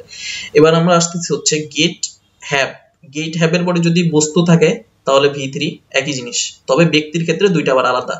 ব্যক্তির ক্ষেত্রে গেটের পরে ইনফিনিটিভ, গেটের পরে যদি ব্যক্তি থাকে ইনফিনিটিভ, হ্যাভ এর পরে যদি, এখানে একটু ভুল হয়েছে, এখানে ব্যক্তি হবে, পারসন হবে, এখানে পারসন, এই দুইটাই পারসন, এই দুইটাই পারসন। প্রথমটা ম্যাটেরিয়াল, ম্যাটেরিয়ালের ক্ষেত্রে সেম, যদি বস্তু থাকে হ্যাভ, আর গেটের পরে যদি বস্তু থাকে তাহলে V3 হবে। গেটের পরে যদি ব্যক্তি থাকে তাহলে 2 প্লাস V1, হ্যাভ এর পরে যদি ব্যক্তি থাকে V1। আমি আবারও একটু রিপিট করে দিচ্ছি, মেক, লেট, হেল্পের পরে ব্যক্তি বস্তু যাই থাকুক ভার্বের বেস ফর্ম বসবে, হ্যাভ আর গেটের পরে বস্তু হলে V3 বসবে। তবে গেটের ক্ষেত্রে যদি পারসন হয় V1, হ্যাভ এর পরে ম্যাটেরিয়ালস লেখা আছে, এখানে আসলে ব্যক্তি হবে, ব্যক্তি হলে গেটের পরে ব্যক্তি হলে 2 প্লাস V1, হ্যাভ এর পরে ব্যক্তি হলে V1। এবার আমরা চলে আসবো সাবজেক্টিভ ভার্ব, অন্যতম খুবই খুবই গুরুত্বপূর্ণ, এবং এখানের ওয়ার্ড গুলো হচ্ছে হয় উপদেশ দিয়া বা কোনো কিছু চাওয়া, এই ধরনের জিনিসকে আসলে বোঝাচ্ছে, কোনো কিছু ইনসিস্ট করা, কোনো কিছুর উপদেশ পরামর্শ দেওয়া। তো এই ভার্ব গুলো যদি থাকে এখানে খুবই খুবই গুরুত্বপূর্ণ, ask, advice, command, decree, demand, desire, insist, prefer, move, order, propose, recommend, request, require, suggest, urge, advice, এই জিনিসগুলো যদি থাকে এবং এদের পরে যদি দ্যাট থাকে ভার্বের বেস ফর্ম, ভার্বের বেস ফর্ম মানে বেস ফর্ম, এদের সাথে কোনো S, ES, ING, 2 plus V1, V2, V3 কোনো কিছুই বসতে পারবে না। এইগুলো যদিও পাস্টে থাকে, দ্যাট এর পূর্বে এগুলো পাস্ট থাকুক, ফিউচারে থাকুক, মানে যেই ফর্মেই থাকুক, এগুলো থাকলেই এদের পরে ভার্বের বেস ফর্ম। বেস ফর্ম মানে এদের পরে যে ভার্বটা বসবে এইটার সাথে কোনো প্রকার S, ES, ING, 2 plus V1, V2, V3 বসতে পারবে না। জাস্ট স্টাডি মানে স্টাডি, প্রেজেন্ট ফর্ম না, বেস ফর্ম, মূল ফর্মটাই বসবে। খুবই খুবই important subjective verb. Subjective verb শেষ হয়ে গেলে, সাবজেক্টিভ ভার্বের পরে যদি দ্যাট না থাকে, সাবজেক্টিভ ভার্বের পরে যদি দ্যাট না থাকে তাহলে ইনফিনিটিভ, শুধুমাত্র সাজেস্টের ক্ষেত্রে ভার্ব প্লাস আইএনজি বসবে। তারপর আমরা দেখে নেব কিছু কিছু ভার্ব আছে যে ভার্বের পরে ইনফিনিটিভ বসে, আবার কিছু কিছু ভার্ব আছে যে ভার্বের পরে জিরান্ড বসে। আসলে এই জিনিসগুলো অনেক বড়, একবার একটু দেখলে হবে কোন কোন ভার্বের পরে ইনফিনিটিভ জিরান্ড বসে। তবে আমি কিছু কিছু বলে দিচ্ছি কয়েকটা, যেমন স্টপ, রিমেইন, ফরগেট, এদের পরে জিরান্ড বসে। অ্যালাউ, আস্ক, বেগ, এক্সপেক্ট, এদের পরে ইনফিনিটিভ বসে। তারপরে চলে আসবো আমরা মডেল অক্সিলারি। তো মডেল অক্সিলারি কোনগুলো? ফিউচার টেন্সে যেগুলো ব্যবহৃত হয় will, would, can, could, shall, should, may, might, এদের পরে সাধারণত ভার্বের বেস ফর্ম বসবে। এখানে একটা গুরুত্বপূর্ণ রুলস আছে, ইউজ টু। এই ইউজ টু হচ্ছে মডেল অক্সিলারি হিসেবে ব্যবহৃত হয়। ইউজ টু বলতে উইল কে বোঝানো হচ্ছে, তাহলে ইউজ টু যদি উইল কে বোঝানো হয় তাহলে ইউজ টুর পরে ভার্বের বেস ফর্ম বসবে। তবে ইউজ টুর পূর্বে যদি বি, গেট, বিকাম চলে আসে, বি মানে am, is, are, was, R, be, being, been, এই ইউজ টুর পূর্বে যদি বি, গেট, বিকাম চলে আসে তখন এটার পরে ভার্বটা আইএনজি ফর্মে চলে আসবে। তাহলে ইউজ টুর পূর্বে হচ্ছে ইউজ টুর পরে ভার্বের বেস ফর্ম বসে, তবে বি, গেট, বিকাম যদি ইউজ টুর পূর্বে চলে আসে তাহলে ভার্বের আইএনজি ফর্ম আসবে। আরেকটা খুবই গুরুত্বপূর্ণ যেটা ঢাকা বিশ্ববিদ্যালয়ের প্রশ্ন ছিল সেটা হচ্ছে প্রিফারের রুলস। প্রিফারের রুলসটা কি বলে প্রিফারের রুলসটা বলছে প্রিফারের পরে ইনফিনিটিভ বসবে, তবে প্রিফারের পরে যদি টু থাকে তাহলে এই স্ট্রাকচারটা ফলো করতে হবে, দুই পাশে জিরান্ড এবং মাঝখানে টু। প্রিফারের পরে ইনফিনিটিভ, তবে প্রিফারের পরে এই রুলসটা বেশি গুরুত্বপূর্ণ, 2 নাম্বারটা, এই পাশেও জিরান্ড, এই পাশেও জিরান্ড, মাঝখানে হচ্ছে টু। প্রিফারের পরে জিরান্ড, টু জিরান্ড। তারপরে আমাদের আছে had better, would rather. Had better, would rather দুটাই হচ্ছে মডেল অক্সিলারি। তাহলে মডেল অক্সিলারি যদি হয় তাহলে এদের পরে ভার্বের বেস ফর্ম বসবে। এখন হ্যাড বেটার মানে হচ্ছে শুড, যেটা উচিত, আর উড রেদার মানে হচ্ছে কম্পেয়ার, সরি এখানে উড রেট হয়ে গেছে, উড রেদার হবে, RATHER, উড রেদার। তাহলে হ্যাড বেটার, উড বেটার হচ্ছে মডেল অক্সিলারি, এদের পরে ভার্বের বেস ফর্ম বসবে। কিন্তু অপশনে যদি দুইটাই দেয়া থাকে তখন কোনটা বসবে? তখন হচ্ছে দেখতে হবে মিনিংটা আসলে যদি উচিত বোঝায়, শুড বোঝায়, তখন হ্যাড বেটার, আর উড রেদার কখন কম্পেয়ার বোঝালে তখন হচ্ছে দেন থাকবে, দুইটার ভিতর কম্পেয়ার অর্থাৎ প্রিফার টাইপের আর কি। তারপরে হার্ডলি, স্কার্সলি, অনলি, এগুলো হচ্ছে নেগেটিভ ওয়ার্ড, এগুলো থাকলে আর নেগেটিভ ওয়ার্ড আমরা ব্যবহার করতে পারবো না, নেগেটিভ ওয়ার্ড ব্যবহার করলে আমাদের তখন ভুল হয়ে যাবে। অ্যাডজেক্টিভে চলে আসি, অ্যাডজেক্টিভের খুবই গুরুত্বপূর্ণ রুলস হচ্ছে লিংকিং ভার্ব। লিংকিং ভার্ব আসলে কি কি আছে? লিংকিং ভার্ব গুলো হচ্ছে be, become, sound, look, smell. Smell আর স্মাইল কিন্তু আলাদা। Smell, feel, taste, stay, seem, appear, remain, go, went. আমরা জানি ভার্বের পরে অ্যাডভার্ব বসে, তবে লিংকিং ভার্বের পরে অ্যাডজেক্টিভ বসে। এই ভার্বগুলোর পরে অ্যাডজেক্টিভ বসবে। আর একটা জিনিস খেয়াল করব হচ্ছে আমরা যেমন সাবজেক্টিভ ভার্বের পরে ভার্বের বেস ফর্ম বসেছি, লিংকিং ভার্বের ক্ষেত্রে মনে রাখতে হবে এই ভার্বগুলো মনে রাখতে হবে, এদের পরে অ্যাডজেক্টিভ বসবে। তারপর হচ্ছে এনাফের রুলস, আমরা মনে রাখবো এনাফের পরে নাউন বসে আর এনাফের পূর্বে অ্যাডজেক্টিভ অথবা অ্যাডভার্ব বসে। তারপর একটা গুরুত্বপূর্ণ রুলস রয়েছে, এখানে আমি মার্ক করে দিয়েছি, হাইফেনেটেড অ্যাডজেক্টিভ। নাউনের পূর্বে যদি এক বা একাধিক ওয়ার্ড হাইফেন দ্বারা যুক্ত থাকে তাদেরকে হাইফেনেটেড অ্যাডজেক্টিভ বসে। এবং আরো একটা কথা মনে রাখবো সেটা হচ্ছে অ্যাডজেক্টিভের সাথে কখনো এস বা ইএস বসতে পারে না। সুতরাং এই হাইফেন যুক্ত ওয়ার্ডের সাথে কোনো প্রকার এস বা ইএস বসবে না। এবং এদের পরে যে নাউনটা রয়েছে এটা খেয়াল করলে দেখতে হবে এই যে সামনে যে এটা রয়েছে, এটা হচ্ছে সিঙ্গুলার, এই জন্য এই নাউনটা হচ্ছে সিঙ্গুলার। তাহলে এটা আমরা খেয়াল করবো, যদি THIS থাকে এর পরিবর্তে দিস, সেটাও সিঙ্গুলার, তাহলে এই নাউনটা হবে সিঙ্গুলার। তাহলে হাইফেন যুক্ত ওয়ার্ড গুলো হচ্ছে হাইফেনেটেড অ্যাডজেক্টিভ এবং এদের সাথে কোনো এস বা ইএস বসতে পারবে না। তারপর রুলস হচ্ছে one, another, and, the other. এটি হচ্ছে সিঙ্গুলারের ক্ষেত্রে, এতটুকু মনে রাখবো। আর পরের দুইটা হচ্ছে প্লুরালের ক্ষেত্রে। তাহলে অন, সাম, সাম। অন হচ্ছে সিঙ্গুলারের ক্ষেত্রে, সাম হচ্ছে প্লুরালের ক্ষেত্রে। তো এই সিরিয়ালটা হবে one, another, and, the other, একসাথে মনে রাখতে হবে। যদি অ্যানাদার সিরিয়ালে অ্যানাদার না থাকে তাহলে অন আর এন্ড দ্য আদারই অ্যান্সার হবে। যদি অন দিয়ে ডট ডট দিয়ে এন্ড দিয়ে অপশন দেয় কি হবে? তাহলে অনের পরে অ্যানাদার বসার কথা ছিল, কিন্তু এন্ড থাকার কারণে দ্য আদার অ্যান্সার হবে। আর এগুলো হচ্ছে সিঙ্গুলারের ক্ষেত্রে ব্যবহৃত হয়। আর প্লুরালের ক্ষেত্রে সাম, আদার, the other, some, other, the other. এখন এখানে আরো একটা রুলস আছে, এখানে দেখা যাচ্ছে আমি এই রুলসে লিখে দিয়েছি আদার প্লাস নাউন, এখানে দিচ্ছে other plus others plus verb, others plus verb. কেন এখানে আদার হলো, কেন এখানে আদার্স হলো, সেটা হচ্ছে একটু শর্টে বলে দিচ্ছি। আদার প্লাস নাউন, এই আদার প্লাস নাউনের পরে কিন্তু একটা ভার্ব আছে, কিন্তু এখানে এই আদার আর নাউন পসেসিভ অ্যাডজেক্টিভের মতো মাই, কার, মাইন, ঠিক একইভাবে এখানে আদার্স, আদার প্লাস নাউন একসাথে আদার্স হয়ে গেছে, এই জন্য ভার্ব চলে আসছে। দা আদার এর পরেও একই জিনিস, দা আদার্স এরপরে ভার্ব চলে আসছে, এবং এই দুইটা আগেই বলে দিছি প্লুরাল। তাহলে প্লুরালের ক্ষেত্রে সাম, সিঙ্গুলারের ক্ষেত্রে অন। যদি আদারের পরে নাউন থাকে যদি তাহলে আদার বসাবো, যদি ভার্ব থাকে তাহলে আদার্স বসাবো। আর হচ্ছে সামের পত্র সেম রুলস, সামের পরে যদি ডট ডট দিয়ে গ্যাপ দিয়ে এন্ড দেয় তাহলে দা আদার হবে, যদি এন্ড না দেয় তাহলে আদার হবে। তারপর নেক্সটে চলে আসবো, কম্পারেটিভ ডিগ্রির পরে সামনে সাধারণত আমরা জানি দা বেস্ট, বেটার হয় না, দা বেস্ট হয়, কিন্তু কম্পারেটিভ ডিগ্রির পূর্বেও দা বসতে পারে। সেক্ষেত্রে রুলস কি? The plus comparative dot dot the plus comparative, খুবই গুরুত্বপূর্ণ। The lower the stock price, the higher the demand, the lower the higher. Dhaka বিশ্ববিদ্যালয় এবং অন্যান্য বিশ্ববিদ্যালয়ে বহুবার আসছে, the plus comparative dot dot the plus comparative, খেয়াল রাখতে হবে। আরেকটা হচ্ছে of the two, of the two and of the pair যদি থাকে, এই ক্ষেত্রেও আমরা কম্পারেটিভ ডিগ্রির ক্ষেত্রে ডিগ্রির পূর্বে দা ব্যবহার করতে পারবো। এবার হচ্ছে আরো একটা গুরুত্বপূর্ণ রুলস, এইটে এবং এইটে, এই দুইটা ঢাকা বিশ্ববিদ্যালয় এবং অন্যান্য বিশ্ববিদ্যালয়ে বহুবার আসছে। দ্যাট অফ আর দোস অফ, কেন এখানে আমরা ডিউটিস কে মার্ক করছি আর দোস অফ কে মার্ক করছি? দেখা যাবে ডিউটিস ও প্লুরাল, দোস অফ ও প্লুরাল। যদি এখানে ডিউটিস না হয়ে ডিউটি হতো, সিঙ্গুলার হতো, তাহলে আমরা দ্যাট অফ ব্যবহার করতাম। এখন প্রশ্ন হচ্ছে দ্যাট অফ আর দোস অফ এর রুলসটা কি? আসলে আমরা যখন দুইটা ব্যক্তির ভিতর তুলনা করি, দুইটা ব্যক্তির দুইটা জিনিসের সাথে, যেমন ডিউটিস বা স্যালারিস, যদি স্যালারি তুলনা করি, দ্য স্যালারিস অফ পুলিশ বা দ্য স্যালারি অফ পুলিশ, তাহলে পুলিশের স্যালারির সাথে কিছু তুলনা করছি, the salary of a teacher. তাহলে আমরা এগেন এই ডিউটিস কে বা স্যালারিস কে, টিচারের স্যালারিস কে এখানে আমরা না নিয়ে এসে এর পরিবর্তে দ্যাট অফ অথবা দোস অফ কে ব্যবহার করতে পারি। কখন দ্যাট হবে কখন দোস হবে সেটা ডিপেন্ড করবে এই যে প্রথমে কোনটার সাথে তুলনা করছি, এটা যদি সিঙ্গুলার হয় এখানে দ্যাট অফ, এটা যদি প্লুরাল হয় এখানে দোস অফ। তারপরে আমরা চলে আসবো হচ্ছে supreme, complete, unique, universal, perfect, false. এদের পূর্বে কখনো মোস্ট বসতে পারবে না। This is a unique case, এটা বিসিএস এর একটা কোশ্চেন ছিল, ইউনিকের আগে মোস্ট বসতে পারবে না, তাহলে এটা রাইট অ্যান্সার আছে। এক্সটেরিয়র, ইন্টেরিয়র, মেজর, মাইনর, এদের পরে দেন অথবা টু বসতে পারবে না, ক্রস সাইন দেওয়া আছে। ওল্ডার আর এল্ডার, ওল্ডার আর এল্ডার, এটা একটু বুঝতে হবে, তেমন গুরুত্বপূর্ণ না। ওল্ডার আর এল্ডার বলতে আসলে বোঝানো হচ্ছে এখানে, ওল্ডার হচ্ছে বয়স্ক ব্যক্তির ক্ষেত্রে ব্যবহৃত হয়, এল্ডার হচ্ছে সম্পর্কে, রিলেশনশিপের ক্ষেত্রে ব্যবহৃত হয়, যে রিলেশন তোমার বড় ভাই। ওল্ডার হচ্ছে জেনারেল অর্থে বয়স্ক ব্যক্তি হলেই বসে। অ্যাডভার্বের ক্ষেত্রে আমরা দেখব, অ্যাডভার্ব সাধারণত ভার্বের পরে বসে।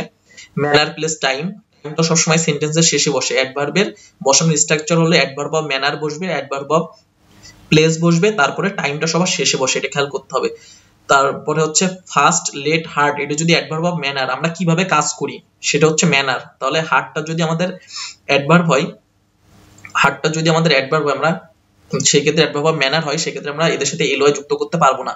আরো কিছু অ্যাডভার্ব আমরা দেখে নিই কোনগুলো আসলে adverb. Always, often, almost, just, alone, only, never, rarely, hardly, even, general, এগুলো হচ্ছে অ্যাডভার্ব।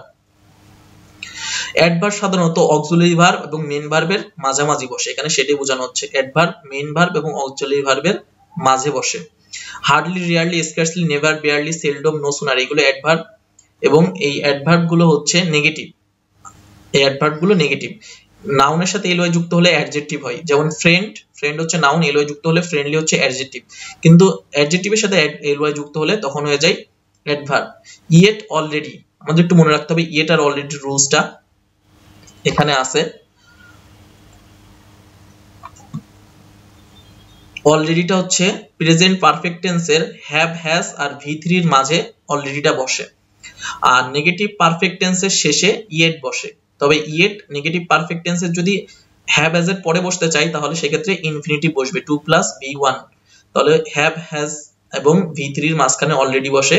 হ্যাজ, হ্যাভ এরপরে যদি নেগেটিভ চলে আসে তারপরে ভি3 বসে, অর্থাৎ নেগেটিভ পারফেক্ট টেন্সের ক্ষেত্রে ইয়েট, হ্যাভ, হ্যাজ, পারফেক্ট টেন্সের মেইন ভার্ব এবং অক্সিলারি ভার্বের মাঝখানে অলরেডি বসবে, এবং ইয়েটটা যদি আমরা সামনে নিয়ে আসতে চাই সেক্ষেত্রে নেগেটিভ হতে পারবে না, v1 বসে যাবে, 2 প্লাস v1। এবার আরো একটা গুরুত্বপূর্ণ rules, inversion, linking verb, subjective verb, এগুলো খুবই গুরুত্বপূর্ণ। তো ইনভার্সনের ক্ষেত্রে বলা হচ্ছে রেয়ারলি, ওয়ার্ডগুলো দেখতে হবে নেগেটিভ অ্যাডভার্বিয়াল ওয়ার্ডগুলো নেগেটিভ অ্যাডভার্বিয়াল হবে, যেমন rarely, only rarely, scarcely, never, never again, barely, seldom, very seldom, no sooner, not once, not until, no time, by no means, nowhere, scarcely, only plus preposition, এইগুলোর সাথে অনলির সাথে যে কোনো preposition থাকলেই সেগুলো আমাদের ইনভার্সনের রুলের ইনক্লুডেড হয়ে যাবে। তাহলে নেগেটিভ অ্যাডভার্বিয়াল, নেগেটিভ ওয়ার্ড, এগুলো সবগুলোই নেগেটিভ ওয়ার্ড, এবং এছাড়াও যদি অনলি প্লাস যে কোনো প্রিপজিশন থাকে তাহলে আমাদের ইনভার্সনের রুলে ইনক্লুডেড হবে। এখন ইনভার্সনের রুলসটা কি, সেটা হচ্ছে নেগেটিভ অ্যাডভার্ব অথবা অনলি প্লাস প্রিপজিশন যদি থাকে তাহলে হচ্ছে ওই যে কোশ্চেন মার্কের স্টাইলে আগে অক্সিলারি, তারপরে সাবজেক্ট, তারপরে মেইন ভার্ব। তাহলে নেগেটিভ অ্যাডভার্ব বা এই যে কিওয়ার্ড গুলো আছে অথবা অনলি প্লাস প্রিপজিশন যদি থাকে তাহলে আগে অক্সিলারি, তারপরে সাবজেক্ট, তারপরে মেইন ভার্ব। খুবই খুবই গুরুত্বপূর্ণ। এই যে অনলি, রেয়ারলি আছে, নেগেটিভ অ্যাডভার্ব বা আমাদের ইনভার্সনের কিওয়ার্ড, তারপরে কি বসবে আগে অক্সিলারি, তারপরে আগে অক্সিলারি, এখানে অ্যান অ্যাক্সিডেন্ট হবে, ভুল হয়েছে। Only rarely has an accident occurred, এটা হচ্ছে V3 মেইন ভার্ব, এটা হচ্ছে অক্সিলারি ভার্ব, আর এটা হচ্ছে subject and auxiliary and accident. তাহলে অনলি রিয়ারলি কিওয়ার্ডটা আমরা পেয়ে গেলাম ইনভার্সনে, তাহলে অক্সিলারি সাবজেক্ট মেইন ভার্ব এই স্ট্রাকচারে আমাদের বসাই দেবো। আমাদের মোটামুটি শেষ পর্যায়ে চলে আসছি। এখানে আমরা ভয়েস চেঞ্জের ক্ষেত্রে কিছু রুলস দেখবো। ভয়েস চেঞ্জের ক্ষেত্রে রুল হচ্ছে অবজেক্টকে সাবজেক্ট করতে হবে, সাবজেক্টকে অবজেক্ট করতে হবে, টেন্স অনুসারে টু বি ভার্ব বসতে হবে। এখন প্রেজেন্ট টেন্স থাকলে, প্রেজেন্ট ইনডিফিনাইট থাকলে টু বি ভার্বটা কি বসবে? am is are। যদি কন্টিনিউয়াস থাকে am being is being। এগুলো আসলে আমরা আসলে একটু দেখতে হবে। আমরা যদি একটু বের করি ভয়েস চেঞ্জের ক্ষেত্রে বইতে, তাহলে আমরা দেখতে পাবো কোন কোন টেন্স আসলে কোন কোন সময় ব্যবহৃত হয়, এবং এই জিনিসটা একটু দেখলে সুবিধা হবে। যেমন যদি প্রেজেন্ট ইনডিফিনাইট থাকে ভয়েস চেঞ্জের সময়, তাহলে চেঞ্জ করার সময় আমরা am is are verb am is are ব্যবহার করব। যদি প্রেজেন্ট কন্টিনিউয়াস থাকে তাহলে am is are being। যদি পারফেক্ট টেন্স থাকে তাহলে has, পারফেক্ট টেন্স থাকলে has been have been। Continuous tense আমাদের আর আসবে না। পাস্ট এর ক্ষেত্রেও সেম, পাস্ট পারফেক্ট এর ক্ষেত্রেও সেম। এখানে আরেকটা জিনিস মনে রাখতে হবে, যদি ইম্পারেটিভ সেন্টেন্স থাকে সেক্ষেত্রে কনভার্ট করার সময় আমাদের লেটটা নিয়ে আসতে হবে। লেট নিয়ে আসার পরে আবার সেম একই রুলস, অবজেক্টকে সাবজেক্ট, টেন্স অনুসারে টু বি ভার্ব, ভার্বের V3 ফ্রম প্রিপজিশন নিয়ে আসতে হবে বাই অথবা টু, তারপরে সাবজেক্টকে অবজেক্ট করতে হবে। আরেকটা যদি থাকে, যদি হু দিয়ে থাকে, হু দিয়ে যদি থাকে তাহলে ও সেম রুলস, হুর জায়গায় শুধু বাই হুম নিয়ে আসতে হবে, তারপরে আবার একই রুলস।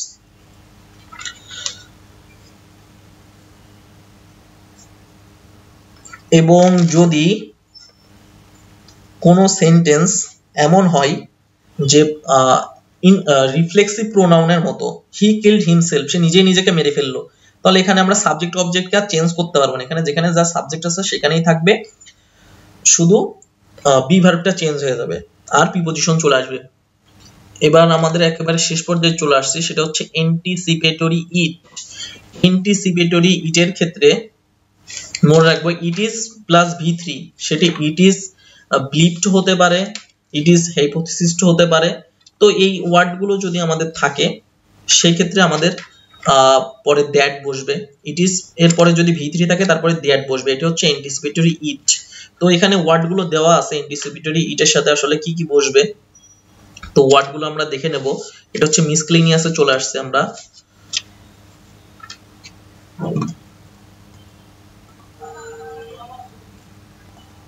তো এই ওয়ার্ডগুলো আসলে কি কি? ওয়ার্ডগুলো হচ্ছে it is believed, it is hypothesis, it is known, it is said, it is thought, it is true, it is written. আমাদের এত কিছু মনে রাখার দরকার নেই, আমরা জাস্ট ইট ইজ এর পরে V3 থাকবে, তারপরে দ্যাট বসবে, শেষ। Know, know how to, know যদি বসে শুধু নো, এরপরে শুধু নো যদি বসে, অর্থাৎ নো এর পরে যদি আমরা 2 + V1 আনতে চাই, আমাদের জাস্ট এতটুকু মনে রাখতে হবে, নো এর পরে যদি আমরা 2 + V1 কে আনতে চাই, নো এর পরে যদি আমরা 2 + V1 কে আনতে চাই, তাহলে তার আগে হাউ বসবে। ঠিক আছে, নো এর পরে 2 + V1 বসাতে গেলে অবশ্যই আমাদের হাউ বসাতে হবে, শুধু নো এর পরে 2 + V1 বসাতে পারবো না। তারপরে যেটা আছে সেটা হচ্ছে ইনস্টেড অফ আর ইনস্টেড। ইনস্টেড অফ এর পরে অবশ্যই একটা নাউন বসবে বা সেন্টেন্স বসবে, যাই হোক ইনস্টেড অফ এর পরে নাউন বা অ্যাডভার্ব যা কিছু বসতে পারে, কিন্তু ইনস্টেড এর পরে আর কিছু বসবে না। তারপরে হচ্ছে লিস্ট। লিস্ট মানে আসলে শুট, লিস্ট মানে আসলে shoot. Until, unless, until unless এগুলো আসলে নেগেটিভ ওয়ার্ড, তো সুতরাং এদের পরে আর কোনো নেগেটিভ ওয়ার্ড বসবে না। তারপরে গুরুত্বপূর্ণ কিছু ওয়ার্ড আছে, সেটা হচ্ছে ড্রন, ড্রন, ড্রন্ড, সিং, সাং, সাং। ব্যক্তি যদি ডুবে যায় বা কোনো প্রাণী যদি ডুবে মারা যায় সেক্ষেত্রে ড্রন ব্যবহৃত হয়, আর কোনো বস্তু যদি ডুবে যায় সেক্ষেত্রে সিং ব্যবহৃত হয়। যেমন সিঙ্কিং ভ্যালু আছে অ্যাকাউন্টিং এ, সিঙ্কিং ভ্যালু, তো সেটা দিয়ে মনে রাখতে পারি কোনো জিনিস যদি ডুবে যায় তাহলে সিঙ্কিং বসে, আর কোনো প্রাণী যদি ডুবে যায় ড্রন বসে। অন আর বাই, নিজের শক্তির উপর চললে অন, অন ফুট, আর বাই কোনো কিছুর উপর দিয়ে চললে, ট্রেনে চললে সেটার ক্ষেত্রে বাই ব্যবহৃত হয়। তারপরে চলে আসছে হ্যাং, হ্যাং, হ্যাং। এটা মনে রাখার একটা সহজ উপায় একটু বলে দিই, এটা হচ্ছে ফোনের ক্ষেত্রে আমরা বলি না হাং করেছে ফোন, তো কোনো বস্তু যদি ঝুলে যায় তাহলে সেটার ক্ষেত্রে ইউ আসবে এখানে, আর কোনো ব্যক্তি যদি ঝুলে যায় তাহলে এ সব সময় এ থাকবে, প্রেজেন্ট, পাস্ট, পারফেক্ট সব ফর্মে এ থাকবে, এবং হ্যাংড V2 V3 সেম। আবার বস্তুর ক্ষেত্রে ইউ চলে আসবে, হাং, ফোন যেমন হাং করে। তারপরে লুক আপ, লুক আপ মানে হচ্ছে কোনো শব্দ খোঁজা, ডিকশনারিতে কোনো শব্দ খোঁজা অর্থে লুক আপ বোঝায়। মেড অফ আর মেড ফ্রম, লাস্ট 5 বছরে 3 বার কোশ্চেন আসছে এখান থেকে, মেড অফ আর মেড ফ্রম, সেটা হচ্ছে যেই জিনিস তৈরি করার ক্ষেত্রে দৃশ্যমান থাকে, যেমন বিল্ডিং ব্রিক্স দিয়ে তৈরি করা হয়, ব্রিক্সটা দেখা যায়, বা টেবিল কাঠ দিয়ে তৈরি, এটা দেখা যায় কাঠ, তো এটা হচ্ছে মেড অফ, দৃশ্যমান হলে অফ, আর যদি দেখা না যায় তাহলে সেই ক্ষেত্রে হচ্ছে ফ্রম। যেমন আমাদের কাগজ, বইয়ের কাগজ হচ্ছে পেপার মানে কাঠ দিয়ে তৈরি, এটা কি কাঠ দৃশ্যমান? দৃশ্যমান না, এই জন্য পেপার। তাহলে মেড ফ্রম হচ্ছে অদৃশ্যমান আর মেড অফ হচ্ছে দৃশ্যমান। আরো একটা জিনিস এখানে মনে রাখতে হবে, আমাদের মানে ডাই দিয়ে বিভিন্ন প্রিপজিশন আছে গ্রুপ ভার্বে বা প্রিপজিশনে, এই জিনিসগুলো আমরা পড়বো। তাহলে যে গ্রুপ ভার্ব গুলো আছে ডায়ের ক্ষেত্রে, নিভে যাওয়ার ক্ষেত্রে, কাটের ক্ষেত্রে, এই সবগুলো হচ্ছে আমাদের পড়তে হবে মুখস্থ আইটেমে। সাম টাইম আর সাম টাইমসে চলে আসি। সাম টাইম হচ্ছে ভবিষ্যতে কোনো একটা সময়, আর সাম টাইমস হচ্ছে কিছুক্ষণ পর পর। তারপরে নো এর সাথে নাউন বসে, নট এর সাথে অ্যাডজেক্টিভ বসে, এটা আমরা বলে দিয়েছি। তো এটাই মোটামুটি আমাদের গ্রামাটিক্যাল পার্টের শেষ। এর সাথে সাথে আমরা টোফেলের পিন পয়েন্ট ইডোর আছে, সেই পিন পয়েন্ট ইডোর গুলো আমরা দেখতে পারি। ব্যারন্স টোফেলের কিছু গ্রামার আছে, সেগুলো দেখতে পারি। কম্প্যাক্ট আমরা মোটামুটি শেষ করার চেষ্টা করলাম এবং শেষ করলাম। এর সাথে সাথে আমরা আজ যেই জিনিসগুলো দেখবো সেটা হচ্ছে ভোকাবুলারি পার্টটা পুরোপুরি দেখবো, ভোকাবুলারি সম্পূর্ণ দেখার চেষ্টা করব। তারপরে হচ্ছে প্রিভিয়াস ইয়ারের কোশ্চেন সহ, তারপরে হচ্ছে অ্যানালজিটা দেখবো, শুধু প্রিভিয়াস ইয়ারের কোশ্চেন, অ্যানালজি অন্য কিছু পড়া লাগবে না। প্রিপজিশনের ক্ষেত্রে পিসি দাস এবং কম্প্যাক্ট থেকে আমরা পিসি দাস প্রিপজিশন গুলো দেখবো এবং প্রিভিয়াস ইয়ারের কোশ্চেন গুলো দেখবো। গ্রুপ ভার্ব খুবই খুবই ইম্পর্টেন্ট। আমি যখন একটু আগে বললাম যে মেড অফ, মেড ফ্রম এর সাথে সাথে ডায়ের বিভিন্ন কিভাবে মারা যায়, রোগে মারা গেলে কি হবে, তো এই জিনিসগুলো আমরা দেখে নেব। ইডোম এন্ড ফ্রেজ প্রিভিয়াস ইয়ারের কোশ্চেন, পিসি দাস কম্প্যাক্ট দেখবো। স্পেলিং শীট দেওয়া আছে, শীটের থেকে স্পেলিং দেখবো, আর ট্রান্সলেশনটা প্রিভিয়াস ইয়ারের কোশ্চেন দেখবো। তো এতটুকুই ইনশাআল্লাহ মোটামুটি আশা করি পড়লে আশা করি মোটামুটি ভালো হবে। সবার শুভকামনা থাকলো সবার জন্য। আল্লাহ হাফেজ।